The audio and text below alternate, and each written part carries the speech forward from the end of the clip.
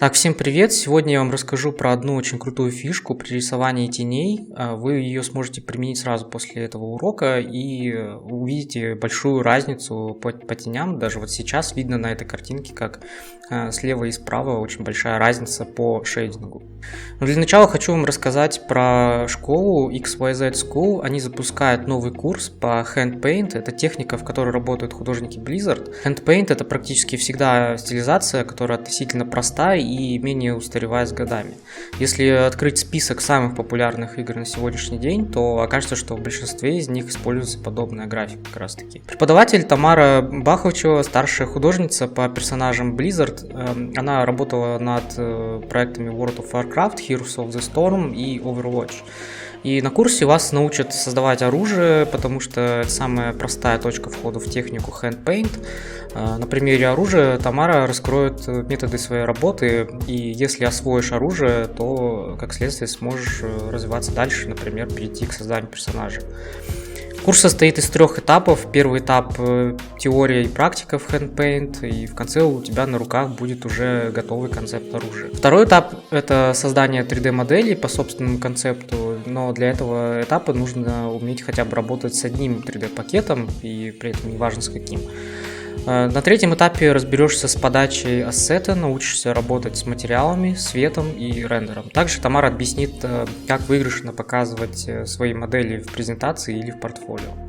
Обучение продлится 3 месяца. Конечно, стать за этот срок востребованным художником вряд ли получится, но это фундамент для дальнейшего развития, так как работать в программах можно научиться быстро. Вот освоить стиль гораздо сложнее, а именно понимание эстетики хотят как раз таки работодатели. Студенты XYZ School устраиваются в Sperasoft, Saber, My.com, Digital Forms и другие студии. Оплатить курс вы можете до 28 сентября, обучение начинается с 1 октября 2020 года. По промокоду RuslanKim дополнительная скидка 10% на курс Hand Paint от XYZ School. Мы попробуем с вами рассмотреть несколько видов теней, от жестких до мягких, и на самом деле это очень сильно влияет на то, как будет финальная картинка выглядеть в цвете. Потому что если вы рисуете основу в черно-белом варианте и потом уже добавляете цвет, то вот этот урок очень сильно вам поможет. Потому что у меня есть на канале урок про то, как рисовать цвет из ЧБ, но как раз таки вот этот урок будет дополнять покраску. То есть для начала мы делаем основу в ЧБ еще раз, а потом мы уже сверху можем покрасить. Но в целом, если вы даже работаете сразу в цвете, то это тоже вам пригодится очень сильно. Так, начнем с простых объемов. У нас есть, например, общая форма головы и общая вот такая вот большая масса выделенная. Мы можем взять отдельный слой и взять, например, необходимую кисть. Обычно кистью круглой можно тоже нарисовать, но я подготовил специальные кисти. Здесь нельзя выбирать жесткость кисти, но это мне поможет постоянно не переключаться между жесткостью кисти, а просто выбирать нужную кисть. То есть у меня вот это у нас получается более жесткая, это средней мягкости, и это самая мягкая кисть для общих градиентов.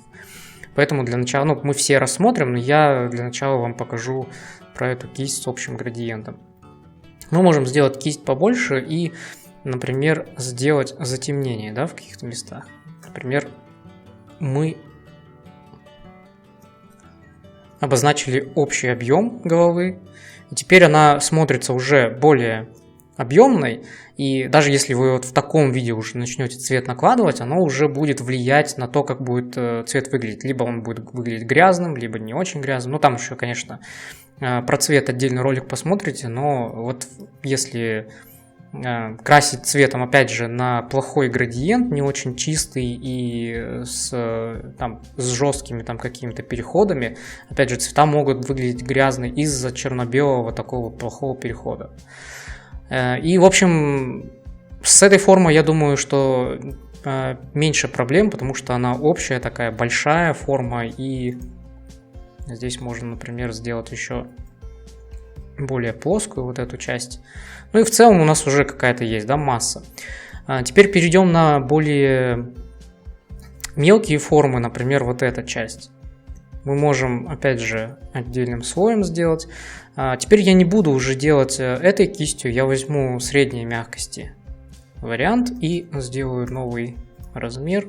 Попробую вот здесь нарисовать тень точно так же, как она у меня вот здесь изображена. Я до этого подготовленный сделал вариант. И вот если мы вот таким вот образом сделаем, у меня кисть настроена таким образом, что она уплотняется, получается, вот в том моменте, где у нас получается самая темная часть. И здесь у меня очень плавный переход, но очень плотный при этом. И из-за этого создается впечатление, что вот здесь вот у нас небольшое затемнение есть.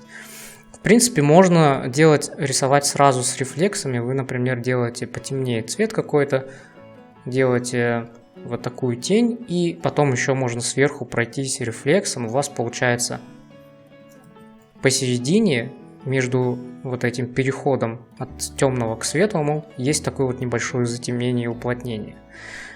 Таким образом, эта тень выглядит более реалистично, но здесь зависит от того, насколько вот этот угол острый. То есть сейчас он там, не сильно острый, да, в отличие от вот этих граней, которые мы будем рассматривать с вами, вот где у нас есть вот эта вот часть. То есть здесь у нас получается более круглая грань, а здесь из-за того, что здесь резко вот эта сторона заходит за вот эту плоскость, то здесь у нас будет уплотнение вот именно на вот этой части. Но к этому мы еще вернемся чуть попозже. Но пока мы поговорим про вот это. А здесь у нас получается тоже очень довольно острый угол, но не настолько, поэтому мы, получается, можем сделать нечто среднее. И, например, если бы мы хотели показать, что у нас здесь более плавная форма, вот, например, вот такая, то тогда я бы взял больше вот эту кисть и сделал бы размытие побольше. То есть вот теперь у нас форма более гладкая. Ну, например, вы хотите там больше, чтобы лицо более полное было, да, вы можете просто укруглить вот эти все детали. Точно так же вы работаете с остальными формами. Например, вот здесь снизу мешки под глазами. Вы можете, например, обозначить общую форму, общий градиент, да, и потом уже обозначить более жесткие углы. Например, вы хотите там показать больше морщин, к примеру, вот здесь вы тень рисуете. И рисуете там, например, вторую морщину. И здесь у нас мы не хотим, чтобы она была слишком жесткая. Мы поэтому стираем вот здесь вот эту часть лишнюю. У нас получаются вот такие вот морщины. И по такому принципу вы можете там любые объекты нарисовать. Например, здесь у нас глаз. Опять же, этой кистью можно обозначить теневую и светлую часть. И у нас будет общий такой градиент на объем глазного яблока. Ну, можно, в принципе, более аккуратно это все расчертить. Вот теперь поговорим про более какие-то заостренные формы. Например, как я уже упоминал, вот это у нас переносится. Мы просто берем и, ну, сначала тоже добавим общий градиент, чтобы не путаться. Здесь мы сделаем плавный переход небольшой. И вот здесь вот у нас на этой стороне у нас резко заходит, получается, вот эта грань за плоскость, как я уже ранее показывал. И вот здесь, в зависимости от освещения, да, вот в данном освещении здесь будет у нас темнее, чем получается вот здесь. Здесь у нас будет как бы самая светлая часть, а здесь будет у нас темная. Если бы у нас свет оттуда шел, тогда у нас было бы наоборот. Здесь у нас было бы больше бликов. Но мы в конце еще и второй источник освещения добавим, но в принципе мы начнем вот пока с этого. Мы добавим это все в маску и добавим теневую часть, ну, сделаем его максимально темным. Можно даже взять, например, самую жесткую кисть и добавить сюда теневую часть. Сделать поменьше кисть можно. И здесь вот, если вы хотите, например, даже несмотря на то, какую вы кисть из этих выберете, да, здесь вы можете регулировать просто размер, и чем меньше размер, тем она будет жестче на самом деле, но здесь уже надо смотреть, насколько там вы можете длинный штрих сделать. Поэтому ну, сейчас можно примерно вот так сделать затемнение, но если вы хотите там подправить, вы можете ластиком, опять же, этой же кистью, но в более маленьком размере, например, сделать уточнение, потому что не везде этот край одинаковый по форме. Ну, к примеру, сейчас попробуем схематично изобразить. К примеру, вот здесь он более плавный, здесь он резко заходит за эту сторону. У нас получается вот такая вот форма.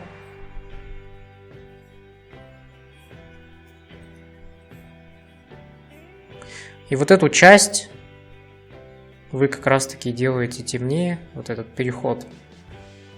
И может быть так, что, например, вот здесь вот не такой острый угол, а более плавный. И это тоже нужно показывать в тенях. То же самое, когда вы рисуете, например, падающую тень от чего-либо. Например, ну, нарисуем сейчас условно падающую тень от носа общую. Ну, к примеру, у нас еще есть там сверху источник освещения большой, да. И мы нарисуем, например, вот здесь такую вот жесткую тень. Сейчас попробуем ее наверх сделать. Вот, сделали ровную такую тень. И вот эта часть у нас, допустим,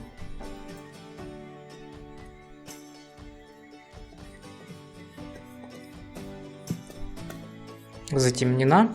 И вот здесь у нас получается тень вот в этом моменте близко находится к той области, откуда она исходит, эта тень. И вот здесь эта тень, она может быть очень жесткой на самом деле. То есть ее можно, кисть можно сделать поменьше, и здесь можно прям сделать очень такой острый переход, очень резкий. А здесь она может оставаться плавным, но она плавная, прям, ну, то есть не сильно плавная, она все же там как-то немного расслаивается и размывается. Но при этом мы все равно глазом можем считывать, что здесь она более жесткая, здесь она более размытая. И вот таким образом создаются реалистичные тени, даже если вы там делаете эту падающую тень, допустим, от стены, на стене, там, от какого-нибудь шкафа, да, она тоже по такому же принципу будет работать в целом. И сейчас вот я хочу обратить ваше внимание на вот этот референс небольшой.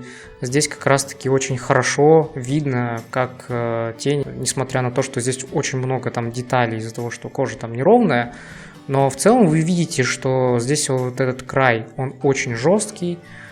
Здесь он может быть размытый, потому что там еще свет какой-то отражает. Здесь у нас получается более плавная вот такая вот форма. Ее нужно подчеркнуть, и подчеркиваем мы ее как раз таки вот этим уплотнением вот здесь и плавным градиентом вот сюда. И вот здесь мы тоже можем сделать затемнение, и вот видите, здесь вот очень сильно большое уплотнение, оно резко пропадает, то есть здесь у нас получается тоже очень жесткий край такой. И этим самым мы показываем форму объекта, что она очень сильно там впирает вперед. И вот именно под этим ракурсом мы видим там еще какие-то отражающие блики, но они уже как бы за вот этой гранью находятся. И мы поэтому понимаем, что вот эта часть у нас какой формы, и это нам дает очень, намного больше информации об объеме в целом. Ну, либо там вот эти, да, части тоже. Мы видим здесь вот уплотнение вот по краям, здесь вот плавный переход. Но настолько мелкий, что мы как бы можем изначально не считать его. Ну или там вот совсем плавные там вот эти формы мы бы это рисовали, например, вот этой кистью. Но здесь суть, чтобы вы понимали, дело не в кистях на самом деле, а в том, чтобы вы при рисовании любыми кистями помнили про этот принцип, и у вас любые тени будут там на другом уровне получаться. То есть это просто нужно в голове держать и немного попрактиковаться. И дальше уже там все пойдет на автомате, вам не нужно будет там в несколько слоев обычно и, возможно, там круглой кистью делать. Даже если вы мои кисти скачаете, то это просто можно будет блик сделать, к примеру, там одним более-менее штрихом, и он уже будет плотный там по краям. Дальше вы можете просто где-то уточнить этот край. И вот таким вот образом вы можете проработать каждую деталь. На портрете это сделать более сложно, чем на простых объектах, поэтому вот я решил сразу на сложном примере. Ну, сейчас, да, больше попробую показать примеров. Здесь у нас тоже бровь вот эта, и мы можем показать сразу теневую часть, да. И таким образом мы опять же показываем, насколько... Ну, какая форма вот этой брови. То есть мы понимаем, что вот эта часть головы, она затемняется здесь, потому что у нас форма головы, да, вот здесь выступающая. То есть мы, получается, понимаем теперь, что вот эта часть, она выступает. И то есть из-за того, что она выступает вместе с бровями, брови находятся на вот этой части. Поэтому мы, обозначив вот эту теневую часть, мы как бы придали ей объем.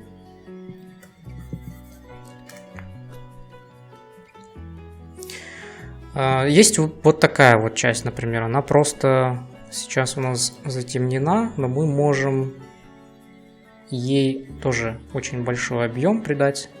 Просто здесь вот такой вот большим объемом покажем, что какой она форма конкретно. Ну и верхнее веко. Мы тоже понимаем, что здесь у нас может быть там затемнение. Ну, в принципе, здесь тоже затемнение, потому что она под этой формой большой, крупной находится. Ну и здесь вот, например, мы понимаем, что мы должны там Ambient Occlusion нарисовать, да, мы в принципе можем это все более жесткими какими-то тенями обозначить. Тоже очень много, конечно, зависит от освещения, но если вы, опять же, рисуете изначально просто Ambient Occlusion, то вы можете начать вот всегда рисовать вот с этой кистью и рисовать абсолютно все, что угодно, да, а потом уже, там, если вы какие-то жесткие тени добавляете, как вот здесь я добавил тень от носа, тогда вы уже там отдельным слоем это все делаете. И, в принципе, так, сейчас сделаем высветление. То есть у нас получается скуловая часть, и мы ее делаем более выдвинутой как бы вперед. И опять же, здесь вот из-за того, что здесь более круглая форма, мы понимаем, что здесь нету особо каких-то резких углов, и поэтому мы ее делаем максимально мягко. Ну, единственное, вы можете там блик какой-то добавить, но он так будет светиться, конечно, но в целом можете сюда какой-то небольшой блик сделать. Но если вы хотите, например, сделать так, чтобы вот эта скуловая часть была очень острая, да, вот в этом месте, то есть здесь она может, к примеру, быть плавной. И здесь очень резко как бы уходить. Так мы покажем, что она острая вот именно на вот этой вот части. И для этого нам всего лишь нужно взять вот эту кисть и сделать вот здесь вот такое вот уплотнение теневое. И таким образом вы сразу понимаете, какой объем, у вас больше информации, да, и если вы хотите вот сделать так, чтобы здесь было плотнее, а здесь было более размыто, тогда вы эту часть просто стираете ластиком и делаете более плавный переход. Вот, у вас получается вот такой вот объем. На мелкие части тоже попробуем сделать. Вот, например, вот здесь есть такая вот круглая часть. Вы можете ее тоже сделать объемной. Если там какие-то блики сделать. Ну и надбровные дуги тоже сделаем объемнее.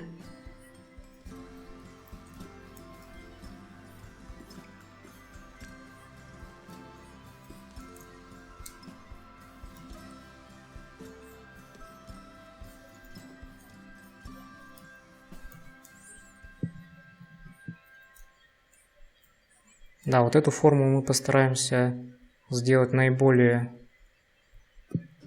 объемной. И можно сюда еще добавить дополнительно какой-нибудь блик. Вот сейчас я, конечно, переборщил немного, ну, примерно можно, в принципе, так оставить. Ну и там на вот этом примере тоже попробуем сделать вот эту часть. Опять же, если мы хотим там ее более плавную сделать, не хотим подчеркивать, да, слишком там какие-то черты лица, можем сделать просто плавный переход вот такой. Если вы хотите сделать более жесткий переход, то вы, соответственно, делаете вот здесь уплотнение. Вот. И напоследок я попробую сделать еще второй источник освещения, для того, чтобы подчеркнуть объем.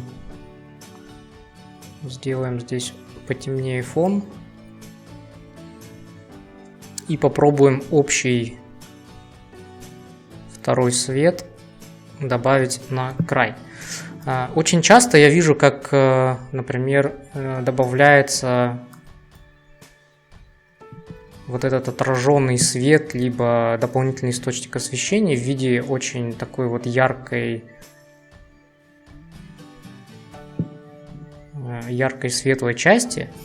Но из-за того, что она везде одинаково размывается по краям, то, в принципе, я про это уже весь ролик говорил.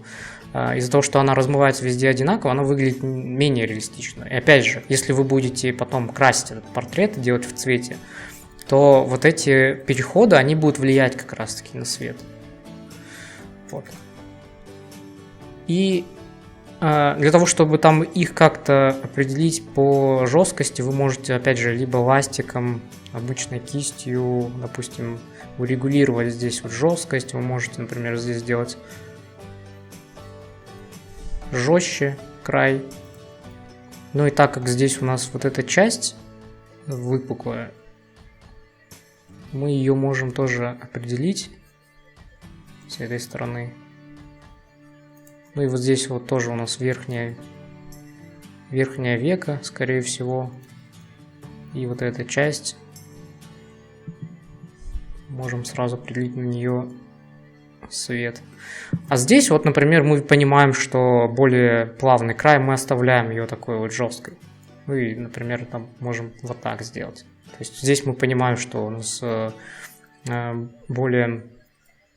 Ну, точнее, вот здесь у нас получается более плавный, здесь у нас более жесткий край. Ну и здесь у нас там нечто среднее.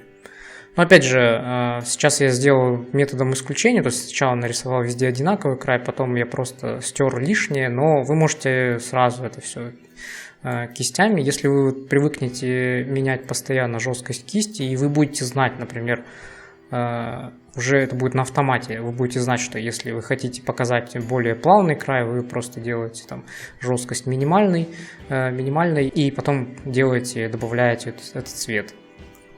Вот, ну, в принципе, можно еще напоследок вот на вот эту часть кинуть этот цвет дополнительный. Ну и здесь у нас максимально жестко получается. Вот, примерно так. У нас получился там второй источник освещения. Но опять же, здесь вот плотность, она все равно в некоторых местах менее реалистичная, да, поэтому, опять же, я и делал вот эти кисти. И, ну, чтобы вы понимали, как они выглядят в целом, вы можете их сами сделать. Они выглядят вот таким вот образом. Это у нас самое жесткое получается кисть. И вы вот видите, да, что посередине она плотная и очень такими резкими переходами, можно сказать, но при этом этих резких переходов очень много, и оно как бы распыляется. И вот здесь у нас получается очень жесткий край, и здесь у нас очень мягкий край при этом. Вот есть вот такой вот средней мягкости кисть. Она вообще очень сильно размывается, да. Очень хорошо этими кистями делать светлые объекты, да, какие-то светящиеся объекты. Здесь у нас получается тоже уплотнение, и здесь у нас очень плавный градиент. И там самое последнее, это у нас самое размытое получается. Вот. Но в принципе вот эта последняя, она не сильно отличается от обычной круглой при минимальной жесткости, но при этом все равно мне лично удобнее градиенты вот именно этой кистью делать. Но еще раз напомню, если вы очень правильно и ровно нарисуете тени и шейдинг сделаете, то в цвете, когда вы будете это все красить, у вас с меньшей вероятностью получатся грязные цвета, но при этом посмотрите еще мой ролик про покрас из черно-белого цвета, но в общем эти два ролика в связке вам очень сильно помогут при рисовании из ЧБ в цвет.